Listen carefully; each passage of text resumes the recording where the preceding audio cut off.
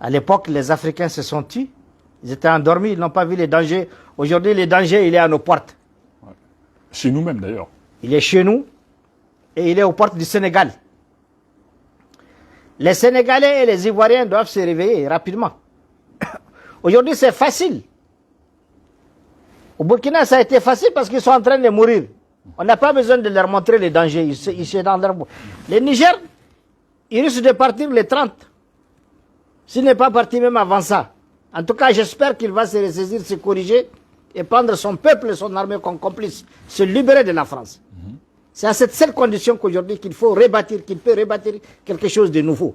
S'il se libère de la France, qu'il se détache de cette CEDEAO, qu'il restaure sa confiance avec le Mali, avec le Burkina et la Guinée, qu'il prend son armée comme complice, qu'il identifie de nouveaux partenaires, qu'il arrête les contrats de Areva tout de suite et qu'il cherche d'autres partenaires pour le Niger par rapport à l'air iranien et les recherches.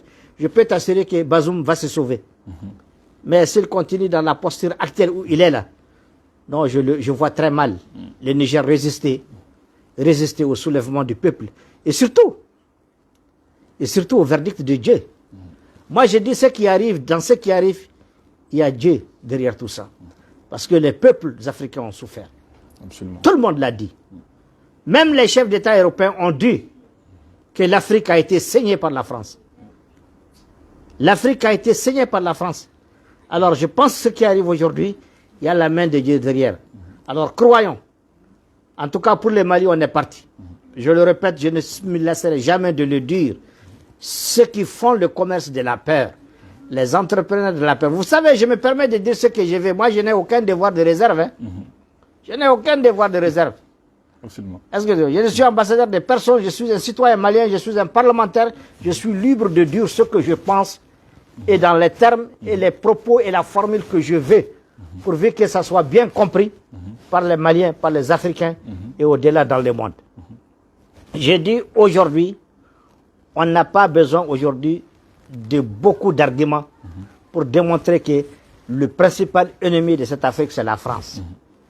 Nous devons bouter la France de l'Afrique ou que la France elle-même se change et qu'elle nous apporte un nouveau langage. Parce que, je l'ai dit, nous ne sommes pas contre le peuple français. Mais la politique française et sa diplomatie ont saigné l'Afrique et ont détruit les Africains. C'est là on ne l'accepte plus. C'est pourquoi je dis qu'Abri Mort n'a pas peur de couteau. Je le répète, qu'Abri Mort n'a pas peur de couteau.